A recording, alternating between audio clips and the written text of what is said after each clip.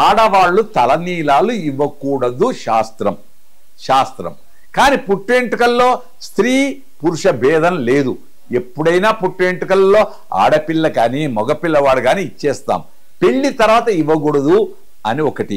అంతేకాదు, నిన్ననే కుంభమేళ జరిగింది. త్రివేణి సంఘంలో తప్పకుండా వెంట్రుకలు ఇవ్వాలి అని అక్కడి వాళ్ళ ఆచారం, సదాచారం. అది మొక్కులు. అంతేకాదు, ఏడుకొండల రాయుడి దగ్గరికి వెళ్ళిన తర్వాత ఏడుకొండల రాయుడి దగ్గర కళ్యాణ కట్టలో మంగళవారం నాడు కూడా క్షురకర్మ ఉంది. మళ్ళీ ఎక్కడైనా మంగళవారం సెలవు కదా, తీయకూడదు కదా, అమంగళం అనుకుంటాం కదా. మళ్ళీ ఇవన్నీ మనం కల్పించుకున్నవే తప్ప ఎక్కడ శాస్త్రంలో లేదు. వేణీ సంహారం అనే నాటకం గొప్పది.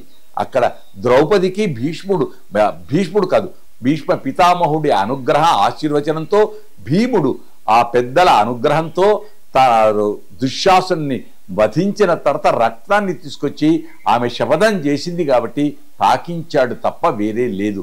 కనుక ఆడవాళ్ళు వెంట్రుకలు తీయడం ధర్మము కాదు. అది వేరు, ఇది వేరు. కొందరు ముడుపుగా ఇస్తున్నారు మొక్కుగా, అది వాళ్ళ ఆచారాలు మాత్రమే. శుభం. ఇది చాలా గొప్పది. ఒక ముత్తైదు అనే కాదు, ఎవ్వరు వచ్చినా. అందుకే మనం ఏమన్నా, మన శాస్త్రం వేదం ఏం చెప్పింది? మాతృదేవోభవ, పితృదేవోభవ, ఆచార్య దేవోభవ, అతిథి దేవోభవ. అతిథి అభ్యాగతులు రెండు. అతిథి నా సమయము ఏది లేకుండా చూడకుండా వచ్చేవారు అతిథి. అందున ఒక స్త్రీ సువాసిన్యర్చన ప్రీత శోభన శుద్ధ మానస లలిత సహస్రనామం. ఒక ముత్తైదువ వచ్చినప్పుడు ఆవిడ ఎవరు? ఆది లక్ష్మి, మంగళ గౌరి, ముగ్గురు అమ్మల మూలపుటమ్మగా భావించి ఆమెను సత్కరించుట మన దేవతలు మనకు అందించినటువంటి గొప్పది. అందుకే ఇల్లును చూడు, ఇల్లాలిని చూడు. ఆ లాలిత ఇంటి కోడలు. ఆ కోడలు ఏం చేయాలి? అతిథి సత్కారం చేయాలి. వచ్చినటువంటి లక్ష్మిని మళ్ళీ పంపకూడదు కాబట్టి ఆమె సత్కారం చేసి సుమంగళిగా ఆరాధనలు చేయుట. అందున దైవం మానుష రూపేణ, ఆదిలక్ష్మి రూపంలోనే, మంగళ గౌరీ రూపంలోనే, ఆవిడను సరస్వతి రూపంలోనే ఆరాధించుటయే ఇది తప్ప ఏదో ఇంటికొచ్చారు, ఏదో మేము పేరంటం ఇచ్చాం అని కాదు. తప్పకుండా అవి ఆరాధనలు. సువాసిని అర్చన ప్రీత, అవి ఆరాధనలు కదా. ఇప్పటి వల్ల ఏదో గిఫ్ట్ ఇచ్చుకుంటూ ఇనుప వస్తువులు ఇవ్వడం అది వేరు, ఇది వేరు.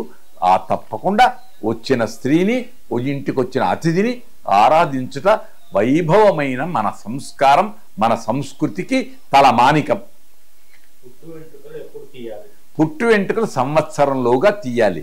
కారణం, లోపల 9 మాసాలు 9 నెలలు గర్భస్థమైన స్త్రీ తన గర్భంలో ఉన్న తర్వాత చెడు ఉంటుంది, మలినం. ఆ మలినం పోవటానికి ఒకటి మనకు ఏర్పరిచారు, సంవత్సరం లోపల పుట్టు వెంట్రుకలు తీయాలి అని. 2, ఎందుకు తీయాలి? దీంట్లో సైంటిఫిక్ రీజన్. ఎన్నిసార్లు క్షురకర్మ చేస్తే అంత గట్టిగా వస్తుంది వెంట్రుకలు. ఆ వెంట్రుకలకు ఒక ఇది కనుక క్షురకర్మ మొట్టమొదటి పుట్టు వెంట్రుకలనే పేరేనా. పుట్టినటువంటి ఆ చెడు ఉండకూడదు కాబట్టి పుట్టు వెంట్రుకల సంవత్సరం లోపల తిథి, వార, లగ్న, నక్షత్రాలను చూచి చెయ్యాలి. 1, మేనమామ వీరందరూ అవసరం. 2, 3, ఏమీ లేదు, దేవాలయానికి ఎందుకు వెళుతున్నాం? దేవునికి మొక్కులు తీర్చడానికి అంటున్నాం, పుట్టు వెంట్రుకలు అక్కడ తీయిస్తున్నాం. ఆ రోజు వర్జము, వారము, రాహుకాలం ఇవన్నీ చూస్తున్నామా? కనుక ఇవన్నీ మనం ఏర్పరచుకున్న నియమాలు, మంచివి నియమాలు. వాటిని పాటిద్దాం, వీలైనంత వరకు వాటిని మనం ఆరాధిద్దాం. శుభం. ఇది చాలా గొప్ప ప్రశ్న. ఎందుకు వెయ్యాలి? భార్యాభర్తను ఒక్కటయ్యాం కదా, చేతిలో చెయ్యేసి చెప్పుబోవా అని సినిమా అన్నాడు కదా. పాణిగ్రహణ శుభ సమయం, ప్రణయానికి శుభోదయం అన్నారు కదా. జీలకర్ర బెల్లం ఉంచుకున్నారు కదా. ఈ మధ్యన ఆకులు, తమలపాకులు పెట్టి జీలకర్ర బెల్లం పెడుతున్నారు, తప్పు. చేతిలోనే జీలకర్ర బెల్లం పెట్టి హస్తి మస్తక న్యాయమని తన చేతితో ఉండేటువంటి యోగ శక్తిని భార్య భర్తకు, భర్త భార్యకు పంచుకుంటారు. అలాగే బ్రహ్మ ముడి ఎందుకు కారణం?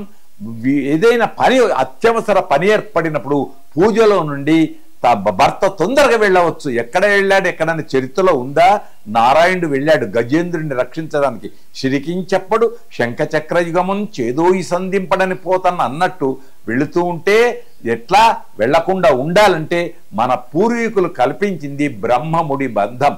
దివిలో నిశ్చయము భువిలో పరిణయం కనుక ముడి వేస్తారు పూజలలో. ఆ ముడి బంధం ఎందుకంటే తొందరగా పరిగెత్తుకొని వెళ్లకుండా ఆది దంపతుల వలె అర్ధనారీశ్వరుల వలె కలిసిమెలిసి ఉండి పూజ అంతా అయిపోయిన తర్వాత ఆడపడుచో పంతులు గారో ఆ బ్రహ్మముడి విప్పితే వెళ్ళడం అనేది మనం కల్పించుకున్న ఆచారం. అందుకే దేవతలకు కూడా యోవే తామని బ్రహ్మగ్రంథిం కుర్యాత, ఆఖరుకు బ్రహ్మముడి దేవతలకు కూడా మనం ఏది పాటిస్తున్నామో దేవతలకు కూడా అది పాటింప చేస్తున్నాం.